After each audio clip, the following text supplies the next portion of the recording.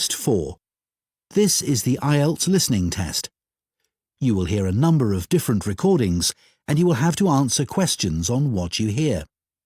There will be time for you to read the instructions and questions and you will have a chance to check your work.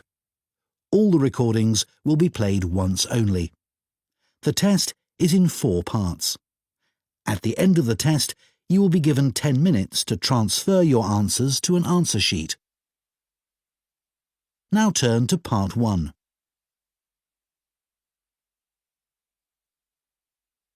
Part 1.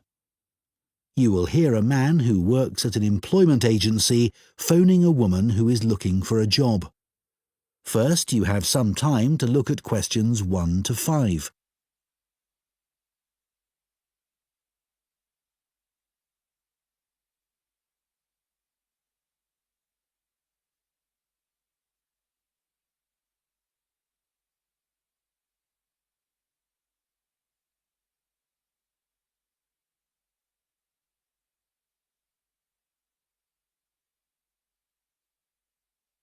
Now listen carefully and answer questions 1 to 5.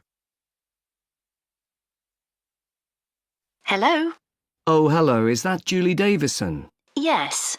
This is Greg Preston from the employment agency. We met last week when you came in to inquire about office work. Oh, that's right. Now, we've just had some details come in of a job which might interest you. OK. So this is a position for a receptionist. I believe you've done that sort of work before? Yes, I have. I worked in a sports centre for a couple of years before I got married and had the children. Right. Well, this job's in Fordham, so not too far away for you, and it's at the medical centre there. OK. So where exactly is that? It's quite near the station on Chastens Road. Sorry? Chastens Road. That's Chastons.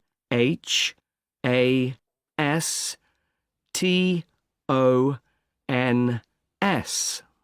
thanks. So what would the work involve? Dealing with inquiries from patients? Yes, and you'd also be involved in making appointments, whether face-to-face or on the phone, and rescheduling them if necessary. Fine, that shouldn't be a problem. And another of your duties would be keeping the centre's database up to date. Then you might have other general administrative duties as well, but those would be the main ones. OK. Before you hear the rest of the conversation, you have some time to look at questions 6 to 10.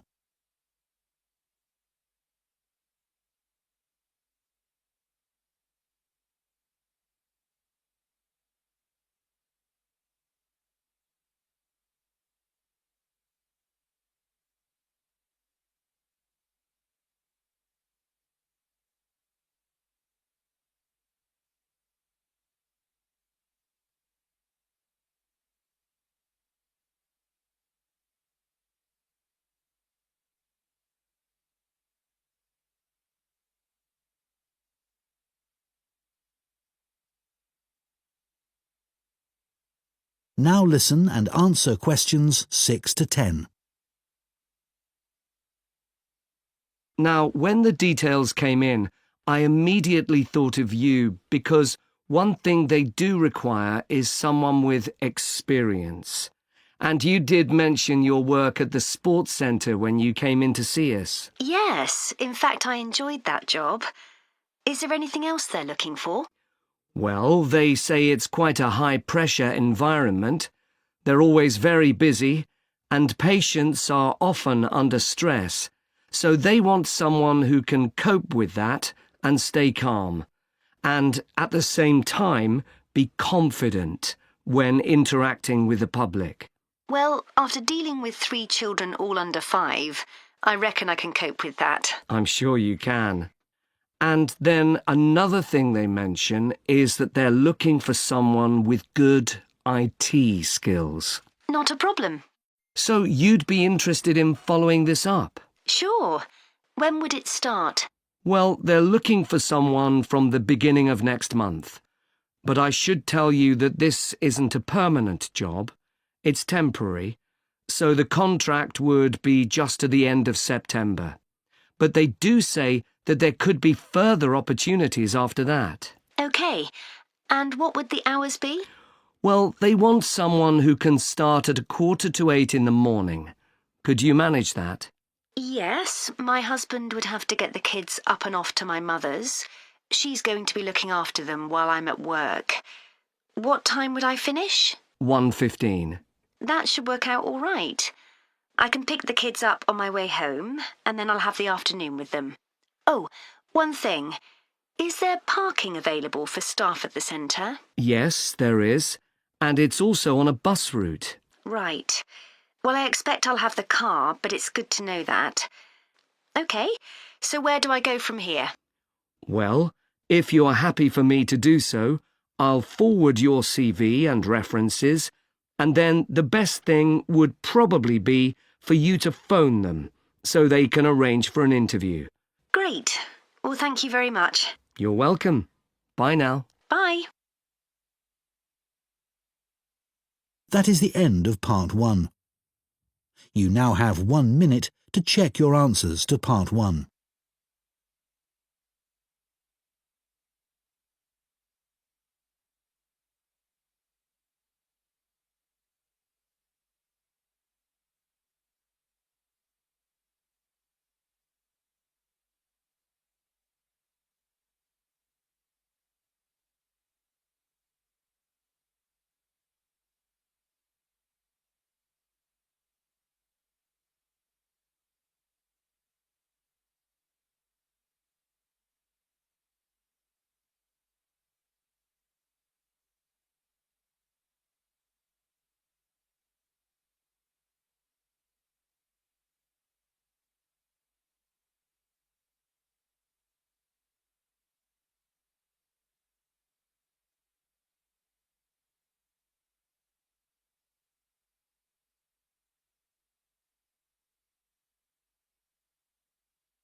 Part 2.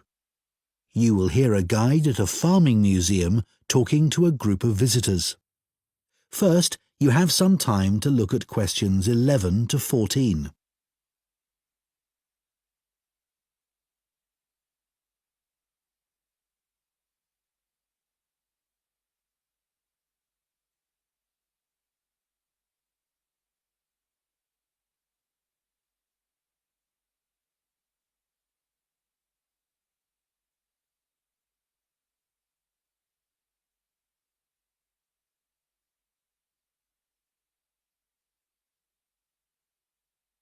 Now listen carefully and answer questions 11 to 14. Good morning, everyone, and welcome to the Museum of Farming Life. I understand it's your first visit here, so I'd like to give you some background information about the museum and then explain a little about what you can see during your visit. So, where we're standing at the moment is the entrance to a large building that was constructed in 1880 as the home of a local businessman, Alfred Palmer, of the Palmer Biscuit Factory. It was later sold and became a hall of residence for students in 1911 and a museum in 1951. In 2005, a modern extension was built to accommodate the museum's collections. The museum's owned by the university, and apart from 2 rooms that are our offices, the university uses the main part of the building. You may see students going into the building for lessons, but it's not open to museum visitors, I'm afraid. It's a shame because the interior architectural features are outstanding, especially the room that used to be the library. Luckily, we've managed to keep entry to the museum free. This includes access to all the galleries, outdoor areas, and the rooms for special exhibitions. We run activities for children and students, such as the Museum Club, for which there's no charge. We do have a donation box just over there, so feel free to give whatever amount you consider appropriate. We do have a cloakroom if you'd like to leave your coats and bags somewhere. Unlike other museums, photography is allowed here, so you might like to keep your cameras with you. You might be more comfortable not carrying around heavy rucksacks, though keep your coats and jackets on as it's quite cold in the museum garden today. Before you hear the rest of the talk, you have some time to look at questions 15 to 20.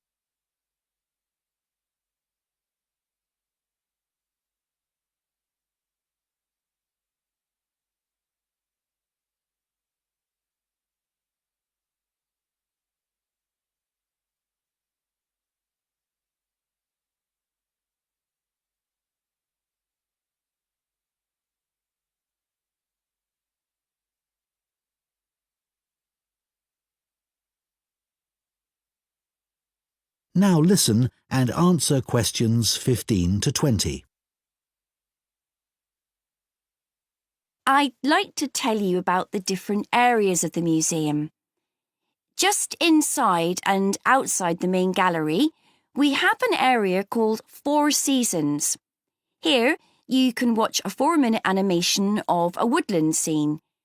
It was designed especially for the museum by a group of young people on a film studies course, and it's beautiful. Children absolutely love it, but then so do adults. The main gallery is called Town and Country. It includes a photographic collection of prize-winning sheep and shepherds. Leaving Town and Country, you enter Farmhouse Kitchen, which is, well, self-explanatory. Here, we have the oldest collection of equipment for making butter and cheese in the country. And this morning, a specialist cheesemaker will be giving demonstrations of how it's produced. You may even get to try some. After that, you can go in 2 directions. To the right is a staircase that takes you up to a landing from where you can look down on the galleries. To the left is a room called A Year on the Farm. There is lots of seating here, as sometimes we use the room for school visits, so it's a good place to stop for a rest. If you're feeling competitive, you can take our memory test, in which you answer questions about things you've seen in the museum. The next area is called Wagon Walk. This contains farm carts from nearly every part of the country. It's surprising how much regional variation there was. Beside the carts are display boards with information about each one. The carts are old and fragile, so we ask you to keep your children close to you and ensure they don't climb on the carts. From Wagon Walk, you can either make your way back to reception or go out into the garden, or even go back to take another look in the galleries. In the far corner of the garden is Bees Are Magic, but we're redeveloping this area, so you can't visit that at the moment. You can still buy our honey in the shop, though. Finally, there's the pond, which contains all kinds of interesting wildlife. There are baby ducks that are only a few days old, as well as tiny frogs. The pond isn't deep, and there is a fence around it, so it's perfectly safe for children. That is the end of Part 2. You now have 30 seconds to check your answers to Part 2.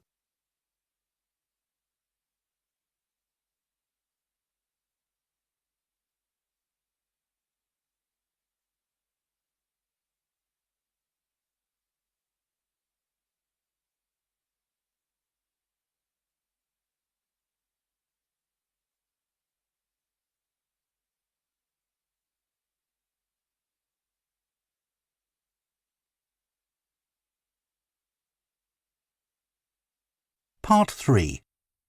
Following instructions from their tutor, you will hear 2 trainee teachers discussing the use of origami, a paper folding activity, in the classroom. First, you have some time to look at questions 21 to 27.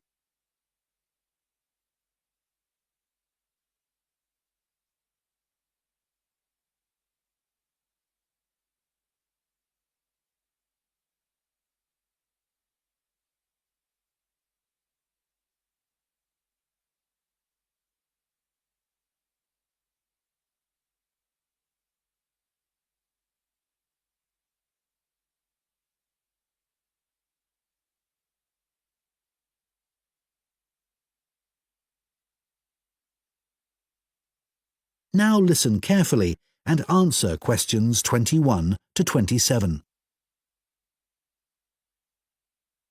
So now I want you to discuss the lesson we've just been watching on the video and think about the ways in which origami can be a useful educational tool. Can you all work with the person sitting next to you? I had no idea that such a simple thing like folding squares of paper to make the shape of something like a bird could be such an amazing tool. It's made me see origami in a whole new light. I know. It was interesting to see the educational skills the children were developing by doing origami. On the video, you could see them really listening hard to make sure they did all the steps in the right order to make the bird. That's right. In this lesson, they were working individually, but it would also be interesting to see if the children could work out how to make something simple without being given any direction. That would help with building teamwork as well. Yes, but much more of a challenge. One thing that really stood out for me was that the children were all having fun while being taught something new. Which is a key aim of any lesson with this age group. And although these kids had no problems with folding the paper, with younger children you could do origami to help practice fine motor skills. Absolutely. Shall we talk about the individual children we saw on the video? I wrote all their names down and took some notes. Yes, I did too. OK, good. Let's start with Sid. He was interesting because before they started doing the origami, he was being quite disruptive. Yes, he really benefited from having to use his hands. It helped him to settle down and start concentrating. Yes, I noticed that too. What about Jack? I noticed he seemed to want to work things out for himself. You could see him trying out different things rather than asking the teacher for help. What did you make of Naomi? She seemed to be losing interest at one point, but then she decided she wanted her mouse to be the best, and that motivated her to try harder. She didn't seem satisfied with hers in the end, though. No. Anya was such a star. She listened so carefully and then produced the perfect bird with very little effort. I think the teacher could have increased the level of difficulty for her. Maybe. I think it was the first time Zara had come across origami. She looked as if she didn't really get what was going on. She seemed unsure about what she was supposed to do. But in the end, hers didn't turn out too badly. Yeah, I'm sure it was a positive learning experience for her. Before you hear the rest of the discussion, you have some time to look at questions 28 to 30.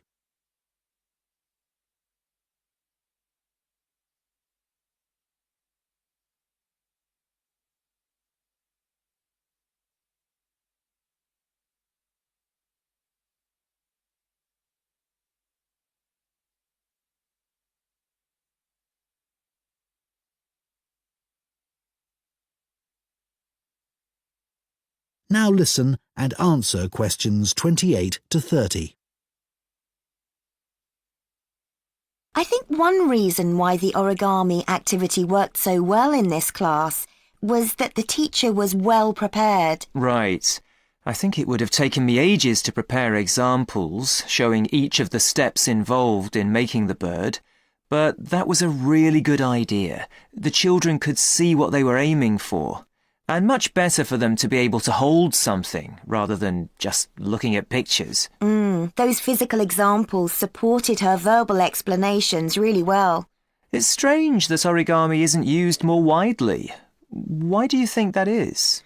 Well, teachers may just feel it's not that appealing to children who are used to doing everything on computers, especially boys, even if they're aware of the benefits. Oh, I don't know. It's no different to any other craft activity.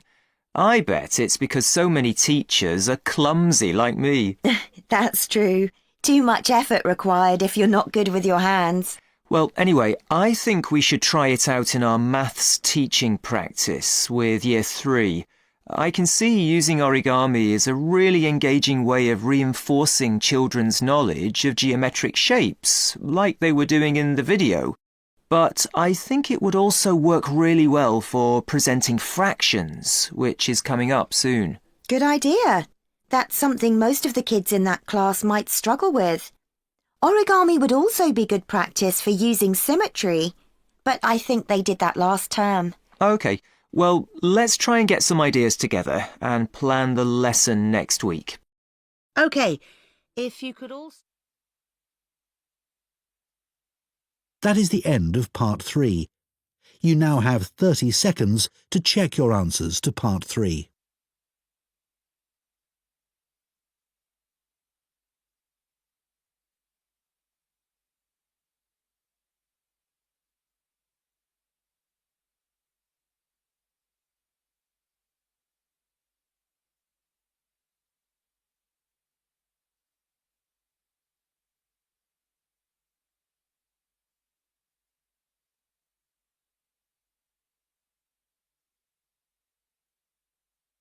Part 4.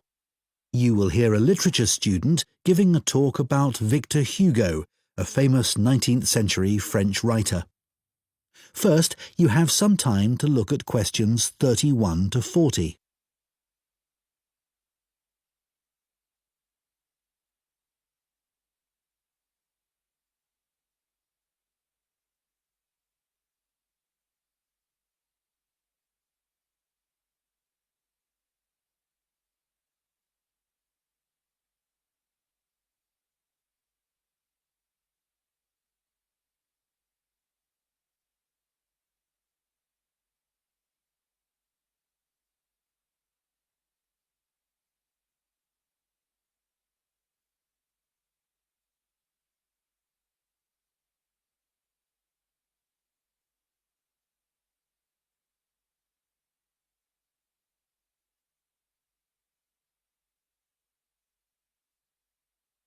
Now listen carefully and answer questions 31 to 40.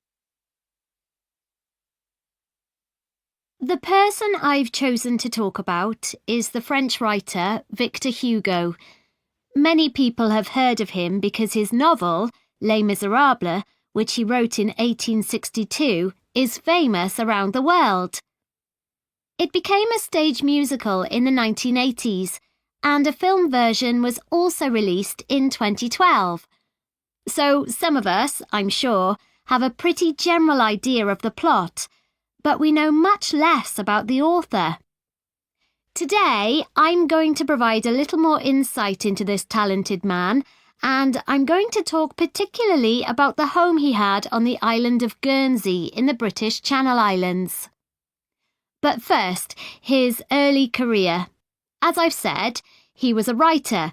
He was at the height of his career in Paris, and he was very highly regarded by his colleagues. As far as literature was concerned, he was the leading figure of the Romantic movement. However, as well as being a literary genius, he also gave many speeches about issues like the level of poverty in his society. He felt very strongly about this and about other areas where change was needed, like education. This kind of outspoken criticism was not well liked by the rulers of France, and eventually the Emperor, Napoleon III, told Victor Hugo to leave Paris and not return. In other words, he sent him into exile. So Victor Hugo was forced to reside in other parts of Europe. Guernsey was actually his third place of exile, and he landed there in 1855. He produced a lot while on Guernsey, including Les Miserables, and to do this, he had to spend a great deal of time in the home that he had there. This was a property that he bought using the money he'd made in France from the publication of a collection of his poetry. It was the only property he ever owned, and he was very proud of it.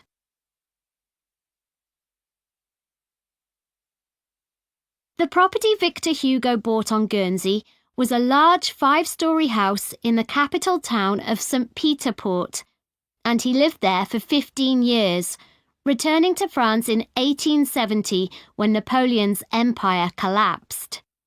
he decorated and furnished each level or floor of the house in unique and wonderful ways.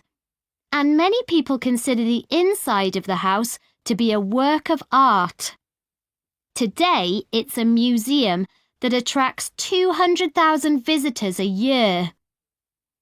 He lived in the house with his family, and portraits of its members still hang in rooms on the ground floor, along with drawings that he did during his travels that he felt were important to him. In other ground floor rooms, there are huge tapestries that he would have designed and loved. The walls are covered in dark wood panelling that Victor Hugo created himself using wooden furniture that he bought in the market.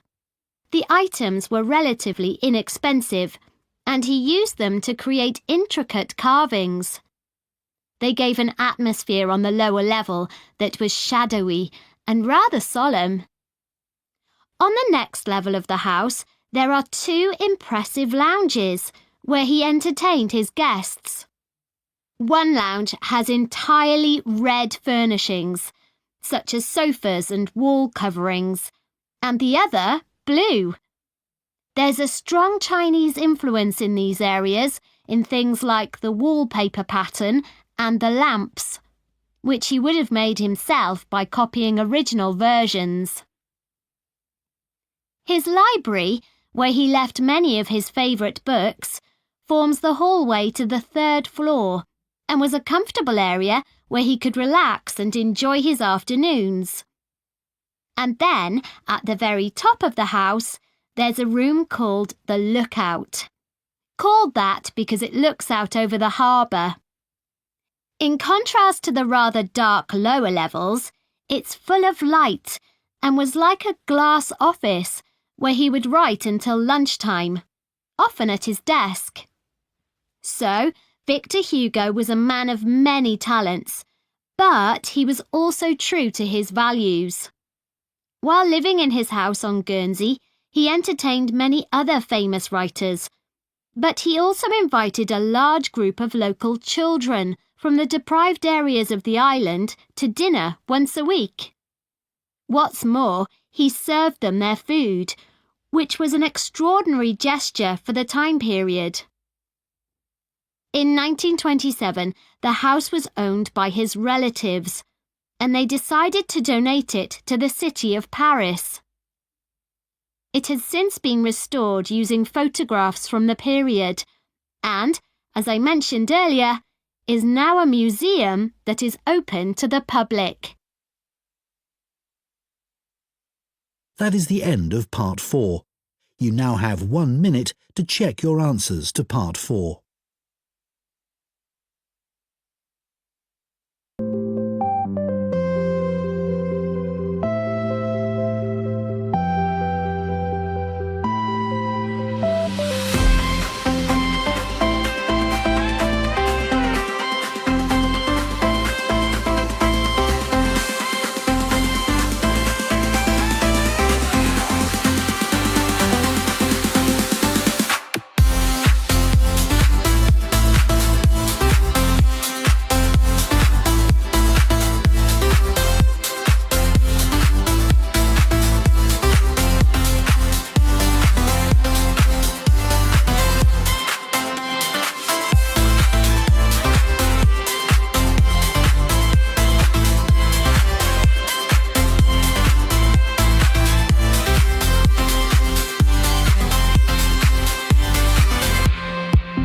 That is the end of the listening test. In the IELTS test,